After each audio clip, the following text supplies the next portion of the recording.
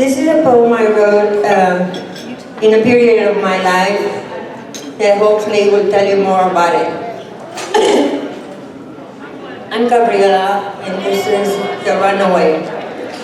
Cook. He always ran a coward's flight after the blows, the bruising night.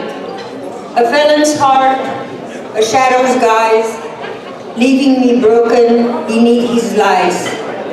He strike and vanish, a phantom's game, leaving me shattered, bearing the shame. His fist a weapon, his rage untamed, my spirit fractured, my voice unclaimed. But this time, I wouldn't be denied. My own strength surged, a raising tide. I hit back, desperately, for a moment's justice, for a moment free. He fell, a gasp, escaping his breath, his reign of terror, facing death. The ambulance came, the sirens blared, his lies echoed, a truth impaired.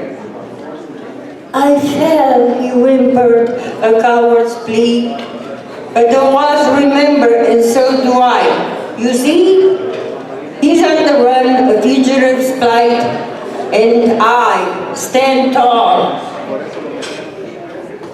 bathed in the light. For I am the survivor, the one who remains, no longer silenced, breaking the chains. He may have run, but his power's gone. My voice resounds a triumph's dawn. The medics came, their faces grim. He played the victim, weak and limp. His friend witnessed a blind and bold, spun tells of lies, a sight to behold. They took him away, a frail frame, while I was arrested and ashamed. The sirens faded, the coward, the crowd despairs, leaving me hollow, the truth reversed. But in silence a strength arose, a fire ignited, defying the woes. His fall, a symbol, a turning tide, my voice unleashed, no longer to hide.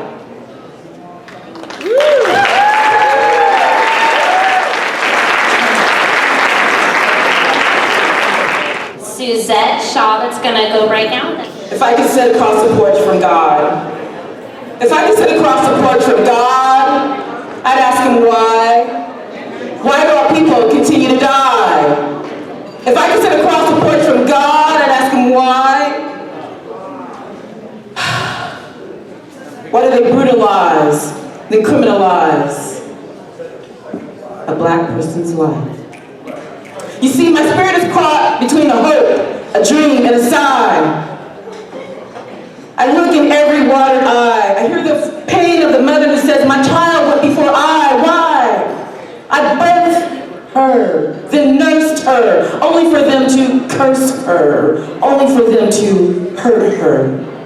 If I could sit across the porch from God, I'd ask him why. Why is a woman measured in less sun? So much, but by the time her work is added up, her sun equals none. And why do some of us have to whore so we can get to the store, to keep a roof over our head rather than a concrete floor?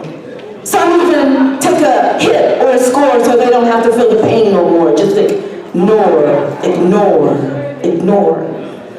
And why does a man who looks like her fear her, when the one who looks like her was his birther? Is the sum of our pain too much for us to gain, even sustain in this life's game? Yeah, some say, go get that education. We live in a free nation. Make your own creation, even if it takes your life duration. Will they survive in this broken world so minimalized? For the basics of food, shelter, will they be criminalized? If I could sit across the porch from God and do our people continue to die? My last words that I will recite tonight are standing tall for dignity and equality. I'm not a liberated woman. I'm just a woman who yearns to live free. I wish to live free from the bondage of inequality. I'm just longing for equality that is yet to be. Sure, we've come far, but how far we have yet? We have yet to come because we as women, we're still striving for our equal sum. Whether we're sitting in the White House, Donald Trump Plaza, or up in Beverly Hills, to the lows of the Appalachians, the rundown sawmills or the Catskills. Whether your zip code is in Manhattan, New York, or in Skid Row. Human dignity should not come with a price, for only those can afford gold Sierra prices and exquisite means. I humbly tell you, my voice, indeed, it is my power. In fact, it's what fuels me each day. It gives me the strength which surpasses none. It allows me to be more of my equal sum. Please know, I'm just one voice. I've won no battles. The battles they have yet to be won. This voice is just another gift God gave to me, so I can stand tall for dignity and equality. My name is Suzette Shaw. I'm a Skid Row resident. I like talking advocate Skid Row from my own perspective. Thank you so much.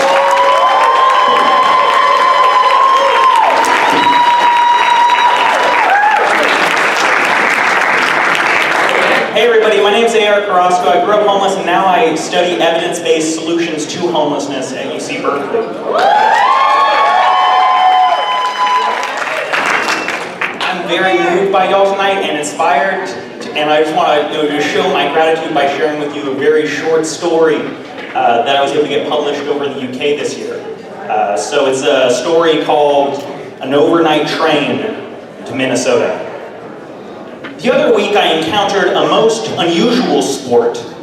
You may know him. Wilson Meisner is a Broadway playwright, fine art forger, fixer of boxing matches, California hotel manager, and above all, a professional gambler in all games concerning chance. His God-given talent of seduction enticed me into a game of cards I will never forget. The evening prior, the quick-witted 47-year-old traded a pistol fired by Wyatt Earp at the OK Corral for a mint-condition 1922 green pea Aston Martin, which he then swapped for a remote ice fishing shack on Devil's Lake. He bet the ice house on a game of war. What would a dilettante like him want from a plebeian like me, you may ask? Well, 3 years back, an uncle I never knew left me something of an odd inheritance. A snow-white hound by the name of Coolidge. There was only one catch. The dog was as blind as a bat. What's more, I received a letter from a veterinarian that morning revealing Coolidge is a full-blooded Eastern timber wolf. As soon as word spread across the bar, Billy demanded to personally inspect my documentation. As the fabricator passed my parchment by candlelight, I recounted the strange habits of my so-called dog. Coolidge loves tapping his left paw to any song with a beat. Refuses to eat anything that ain't cheese, bones, or meat. Never barks, never growls, and wouldn't mount a poodle in heat. Yet Coolidge never fails to leave a bush of red roses unmarked. I recount how naturally children were attracted to Coolidge. During our weekend strolls, little ones ask me how Coolidge got his name, why his manners are so peculiar, why I ought not lend him to a public zoo or donate him to a local laboratory. Why hasn't he a puppy? Whether there was ever a creature like him before, whether he has ever tasted blood, whether he ever feels lonely, and whether I've ever heard him cry. Believe it or not, I have seen Coolidge cry with my own eyes. For as long as I can recall, I've been inclined to bouts of severe melancholy. Bedbound for a fortnight, Coolidge never left my side, except to relieve himself. One evening, I broke down into a senseless crying fit, and on my grandmother's urn, Coolidge wept too. That blind wolf wept too. And if the house caught fire that night, I know I wouldn't have died alone. Before our gambit, the fabulous Mr. Meisner asked why I'd ever bet such a miraculous gift on a 50-50 odds card game with a notorious cheat. I confess that I was having problems in my local business dealings and recently quit my dream of finding a doctor capable of breeding Coolidge and air. Maybe a prince like him could ensure my boy's posterity. Yet, when the last card fell, I became one ice house richer. How else would fellas like Coolidge and I wind up on an overnight train to Minnesota? Thank you.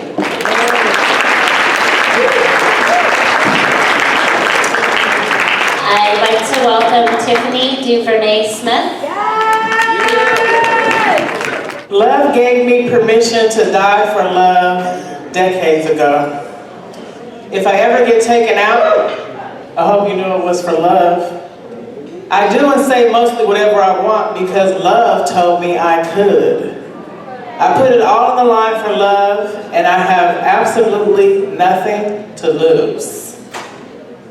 Circumstances will lie to us. The truth is, love has chased me down and shown up for me all my life. Yours too. If you are here, then love is here. Love is always near, whether you feel it or not. And I'm going to repeat that one. If you are here, then love is here. And love is always near, whether you feel it or not. Will you kill me for taking a stance on love and calling you to do the same? Take me out then. You know what will transpire? More love. That's how this works according to my calculations. I hope we all stay in tune, in touch, and in step with love. Love is our way through. Love is our way out. Again, if I ever get taken out, I hope you know it was for love. Thank you.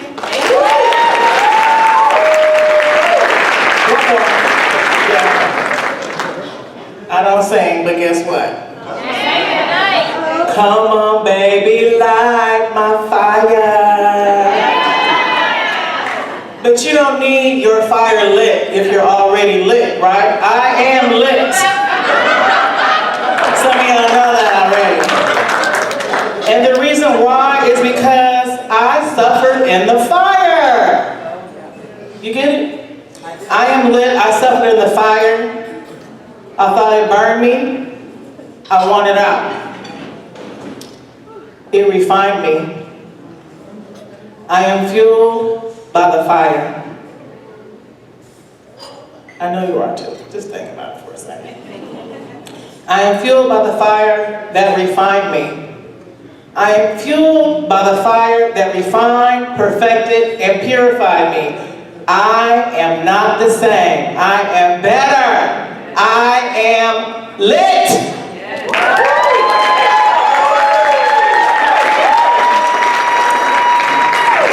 Mazela Jameson.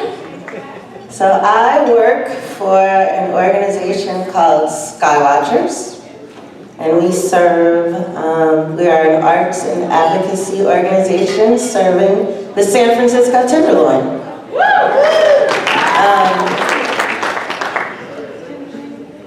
I wrote this poem the day after the election, and the title of it describes how I felt.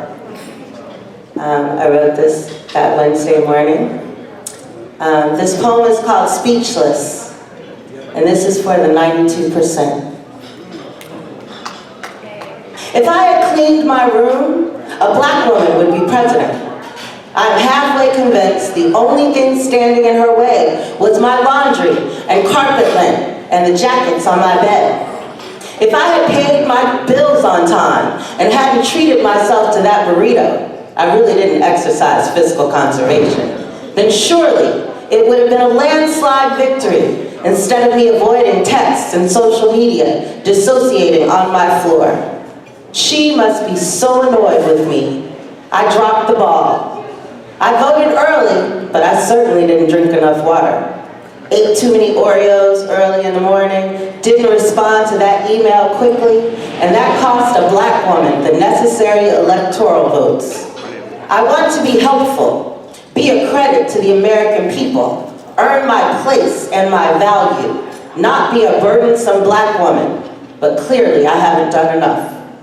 There's a cup and 2 forks in a sink, a bit of dust on the bookshelf, and all the leaden guilt on my back of hundreds of years of responsibility, generations of bearing the brunt of blame for lifetimes of unmet expectations.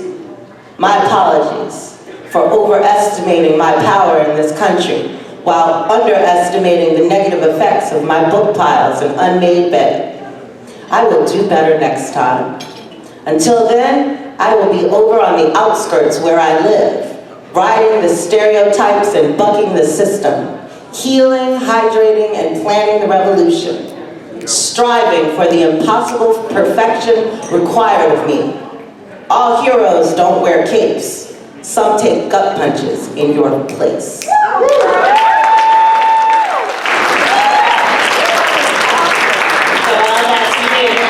Joel Yates, you are next. Like you said, I also work with Skywatchers.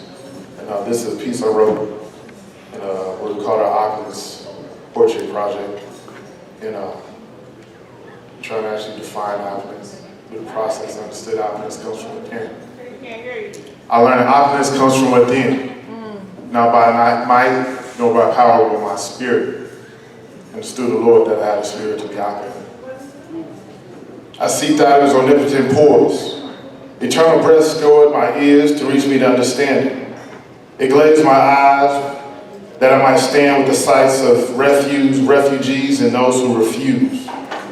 I watched these centuries of what my family endures as we consume our flesh and to its detriment.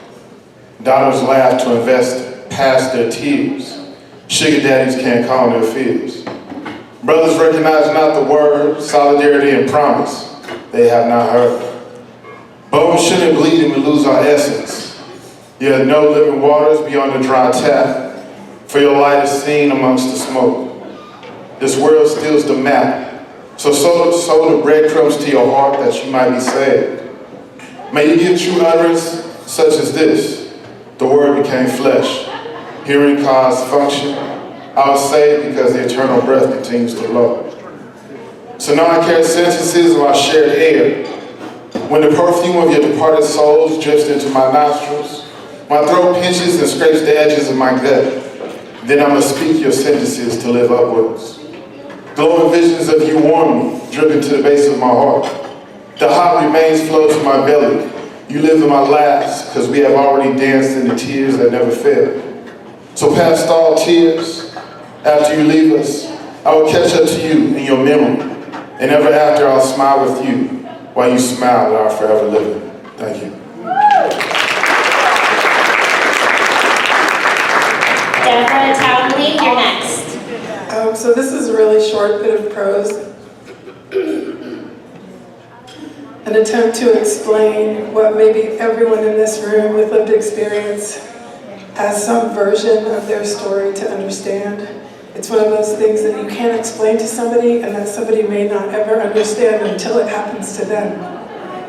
The sky that once held a child's mystery of faraway places and constellations of hope now hangs silent. Heavy and humid, August air, thick, sits hauntingly, as if it mourns. Everything is over, we have lost. Everything we have is in the car. Everything we are is carried in our hearts. We are now no matter, falsely defined by our circumstances. Our worth evaporating just like that. An indifferent moon, my only witness. That's a little bit about depression as well. During the first night of my homelessness in the car with my son, I wrote this, and also afterwards I thought, you know, I bet there's a Facebook group for people who are living in their car. I can't be the only one. So I got on Facebook and I looked around and I found, lo and behold, Mark Horvath's group. And I posted on there, this is my first night in the car. I have no idea what I'm doing. I have no idea where I'm going.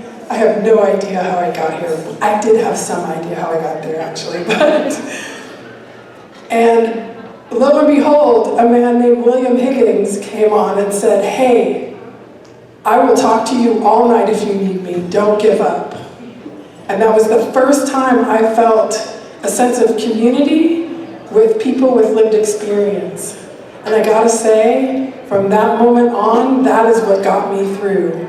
So what we have is power in numbers. And I look forward to learning more from all of you during the next couple days. Thank you. And Kawana Hughes, you are after. How's everybody doing tonight? Y'all happy to be here? I know I'm happy to be here. All right. None of my poems really have titles, so I'm just gonna say something and get out the way. I pray every day, looking for the answer, but nothing in return eats at my infrastructure like cancer. And she was so beautiful, from her nappy roots down to her toe cuticles, and to a man she was beautiful, though he was stuck on pharmaceuticals. She never missed a step. The children in the house was well kept, and at night made sure well was how her husband slept. Through tired eyes she often wept, realizing soothing words from her breath fell on ears that were deaf instead of life. She chooses death for the children's sake. But it wasn't supposed to go down like that. It didn't have to be this way. You see, she was young and slender, eyes so tender like cool rays on cool summer days, as I remember. With a voice that would have made Hitler surrender. For her, guys would fall like August and September. But she was involved with the pretending to be a man. Countless times at her, he would raise his hand, treating her like she was one of the guys. You could tell how he felt about her by the dark circles around her eyes. I should have killed that brother once I had the chance, but I couldn't get in the middle of what she thought was romance. Bruised, battered, and scarred was this child of God. Often to sugarcoat the situation, she would put on a facade, trying to remain hard, but I guess that was God trying to fight through it. Because at that time, she never knew it. Conflicts within him made her feel the pain. Had her question her womanhood, because dude was good at flipping the game. But he was a lame when she was in love. She tried to make him happy. Cooked, washed his clothes, even braided his hair when it was nappy. She stood behind the man because that's where she felt she belonged. She couldn't see the forest for the trees. Her one-time lover had become her lifetime enemy. Blinded by desperation, degradation, interrogation, but found a justification after multiple penetrations with a knife. At the loss of her life, she found a long-deserved freedom that night. The cost to set an innocent soul free was 25 to life with no parole. They didn't see how one so gentle could lose control with 2 kids and a man with no soul. They didn't see how he was killing her internally. What would make a sacrifice of life she never earned, suffering from broken nose cuts and cigarette burns. Her soul, as it yearned, was murdered. She was 23. Residing in the White State Penitentiary, and I miss her. Ain't no sunshine when she's gone, and she's always gone too long. Every time she goes away. Thank you.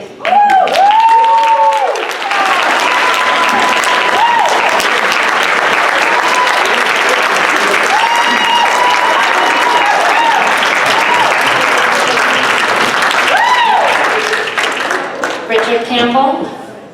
One thing I am going to do before I say anything, thank you. single one of you. What y'all do? We're looking at a man right now that's only been free for almost 9 months.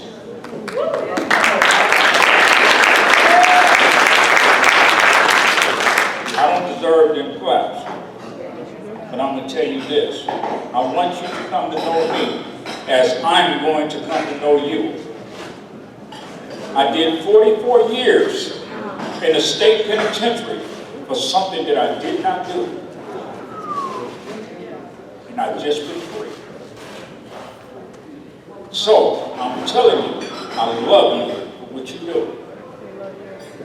And it's a lot of people that is homeless in them walls. Thank you.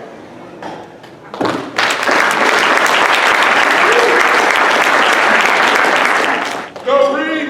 Reading is Sarah Morris, and Oh y'all, listen, I write a lot about homelessness, but I've been writing a lot about Gaza this year. I'm Palestinian and we lost family, and so I'm gonna do a poem about that and not about homelessness, because that's where my heart is. I started a collection called Too Many Days, and so this is day 57. 57 days in. My bloodline soaks the soil in Palestine. Our genes paint the rubble, our traits the scattered shrapnel. See, the thing about grieving a genocide is that it's ongoing. There is no break to breathe.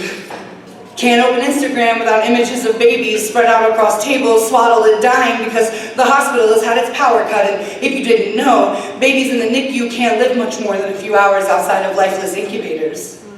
There are too many people in this world who are trying to look at both sides when this is the first time they've borne witness beyond propaganda they've been sold. I see you pleading not to be seen as a monster. Your caveated calls for ceasefire, your hesitation and insistence for both sides. You want to talk about how you wish for a definition of peace informed by privilege. I want to talk about dreams. Dreams that live in the eyes of children. Dreams that luxuriate in the opportunity to live out their truths in the hearts of babies. Exalt in the moments when they get to shine forth from bright eyes nestled in rosy cheeks. 57 days. How many children's dreams does it cost? Let the record show in 2023, the state of Israel executed a plan of ethnic cleansing. A 75-year occupation was not enough. No, there will be total annihilation. And the Gaza Nakba has the eyes of the world upon it. 57 days. There was a period of time in the last 57 days that a Palestinian child was killed every 10 minutes. The Israeli plan of self-defense included a litmus test of first bombing the most internationally connected hospital in Gaza before taking out a following 4 children's hospitals and a cancer hospital. This is not an act of war. This is what the execution of total annihilation looks like when it happens in real life. The movies could never have prepared you for what this means. 57 days. 57 days of being expected to patiently explain that you either stand for genocide or you don't. Seething images of stolen dreams.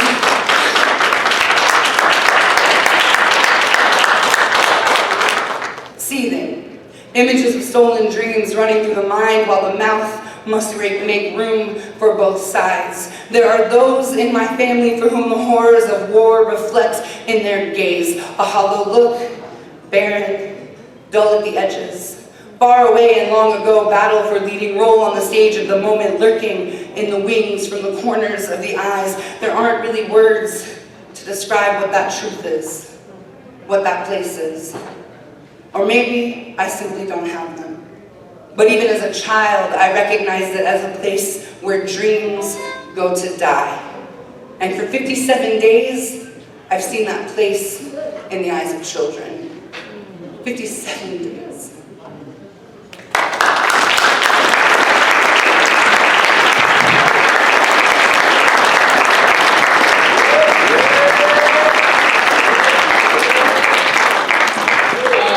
and Janae Smith, you were following. So I traveled pretty far to be here, and it's great to be in company with a lot of folks who also have lived experience. I came all the way down from Miami, Florida, so I'm super excited to be on the West Coast. I actually grew up in Hillsboro, Oregon, so it's really full circle for me to be here today. I'm going to share a poem. When I first saw the Florida Project, I cried. It was beautifully heartbreaking seeing how young children experience the world around them, how I experienced the world around me the many, many times I've had to move around. Me getting excited to go to the taco truck, parked outside the Motel 6, planning if I wanted either a torta or some tacos tonight. Kid cuisines, a whole queen-size bed to myself, and cable TV. Me having the chance to reimagine my personality every time we moved. Me always making new friends and never staying long enough to deal with conflict or arguments. Me not knowing why I'd feel so sick when I'd step foot inside our mold-infested apartment. Learning to coexist with rodents.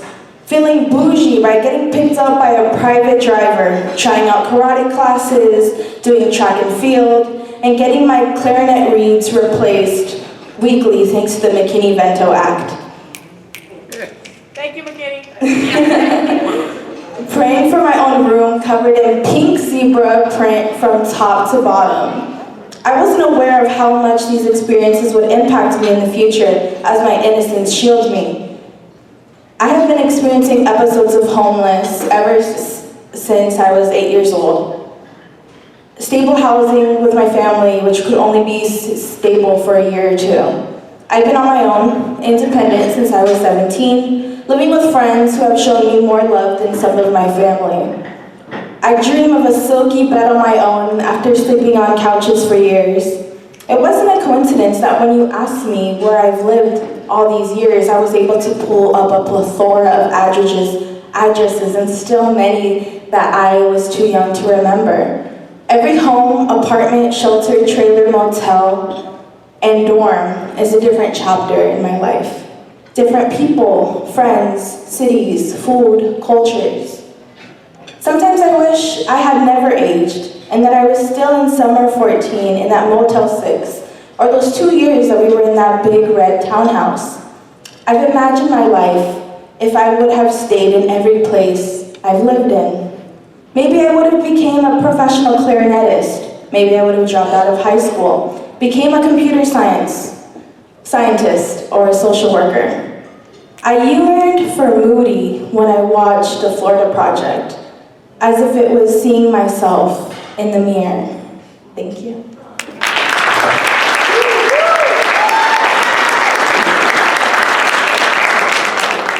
Keisha, you're close. Although I couldn't expect to share today, I know that I'm making pledge to myself and I will live my purpose, so I am blessed to be able to share this poem. It's called EBT, Everybody Traumatized.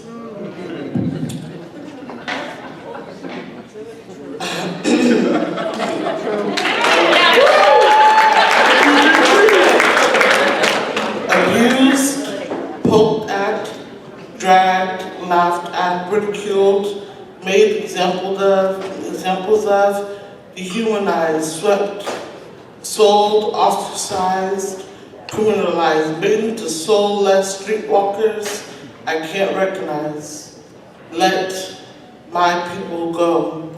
Tokenized, families broken, killed in the streets, babies left behind with nothing to eat, sleeping in the car, froze to death during winter, had a stroke from the heat.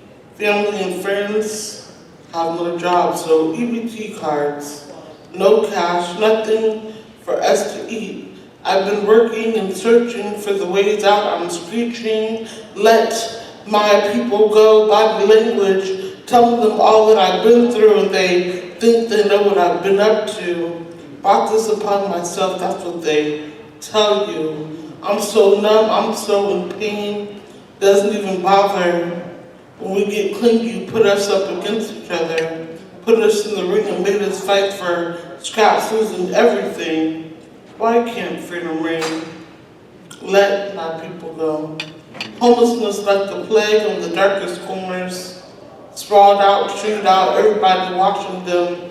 Bloodbath parade, left behind, I'm paranoid and paralyzed. The scholar turned schizophrenic, so sad.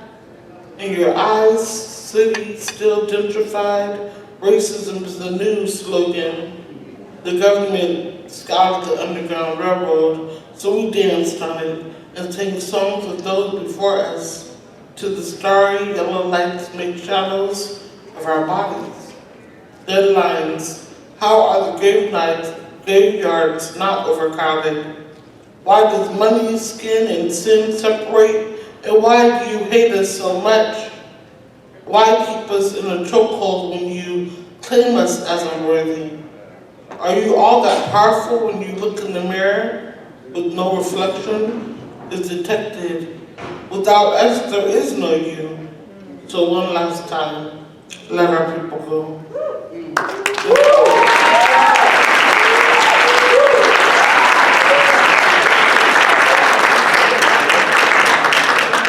Lavisha Franklin. I searched intentionally for the beauty, and then eventually I changed my reality because I knew that spiritually this was my duty. See, I found out society was just a fallacy, and actually you and me, we have the power, and so their monopolies can never stop our seeds, and properly we can expose the weeds and devour because anatomically we have evolved to be sophisticatedly more self-aware. And then measurably we can begin to see we are the infinity and nothing else can compare.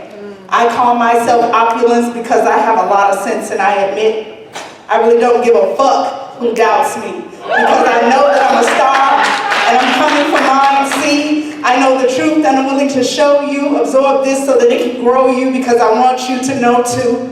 Because if we grow through what we go through, it can show you what faith can do and grace too. Let life make you, don't let it break you. Let love take you to infinity. Surrender to the divinity and begin to see your life in its entirety. Your destiny, what you desire to be, is entirely up to you. Be aware of the things you say and do. Even when people try to misuse you, abuse you, or confuse you, let them lose you and refuse to be taken for granted. Peace must be demanded on this planet.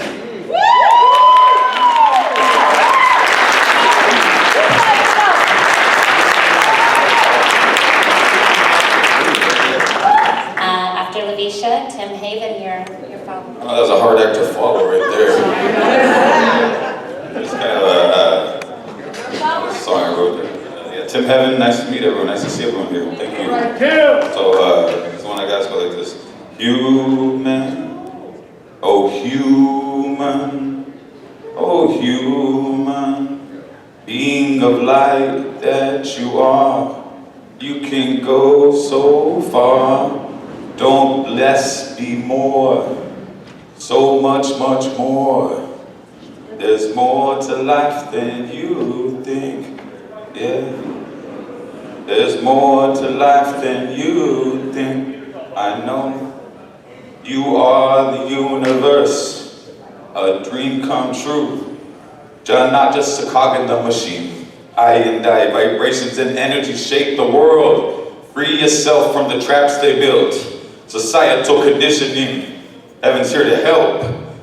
Oh human, human, oh human. Being of light, of life, and color, and harmony, and pure vibration. Your energy, the spectrum of life flows through we. Release yourself from the prisons you built.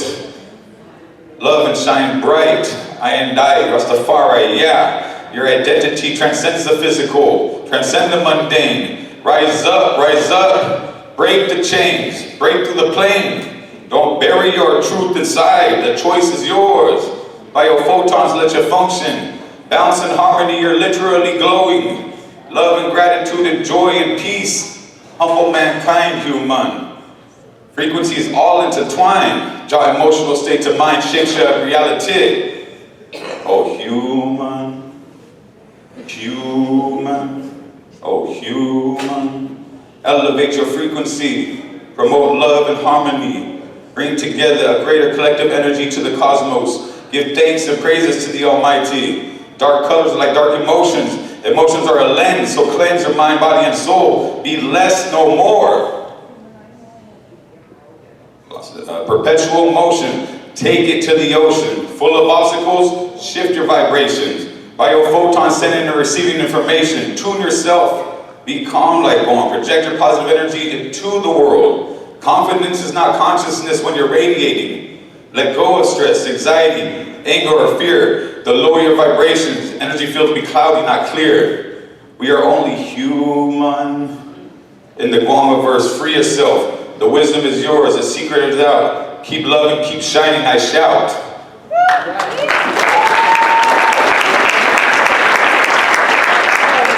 My name is Chris Wemp, and I recently wrote a musical that is about homelessness and civic response. And my co-presenter, Katie Islam, and I, on Wednesday, are going to give a workshop more in depth to get your feedback about how it's going so far. But I wanted to share the lyrics of one of the songs. This song is called I Am Strong. It is about the main character towards the end of the play who is experiencing homelessness, digging in and owning the strength that she has to endure through some incredible adversity that happens throughout the play. So I present this now. I don't have all the answers. I don't always feel in control. I ask all kinds of questions. There's so much that I still don't know. But I speak up for myself. I won't let anyone push me around. I'm a hard worker, I'm resourceful, that's got to count somehow. I lean into what makes me thrive, take heart in what gives me life. I'll walk on, the foundation's laid. I've got what it takes. I'll find my way, one step at a time, to the beat of my soul, finding new ways to shine. I am beautiful. Every moment a chance, every breath a new start, to be all that I am, no matter how hard. Finding hope to believe what I've known all along, I am strong. Sure, I still make mistakes. We still have moments that bring us down. I used to see them as fate, but it might be time to turn those things around. Because I'm thoughtful and kind, and I listen. I'm good at asking for help. I can make tough decisions, and I can solve problems just as well, because I lean into what makes me thrive.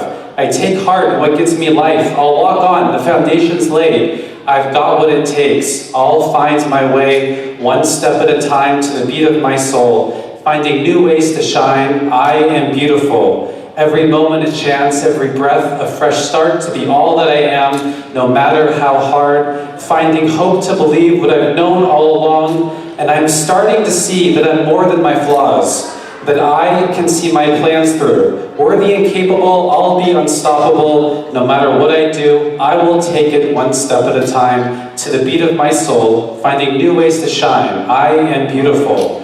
Every moment a chance, every breath a fresh start, to be all that I am, no matter how hard. Finding hope to believe what I've known all along, that I am strong. Thank you.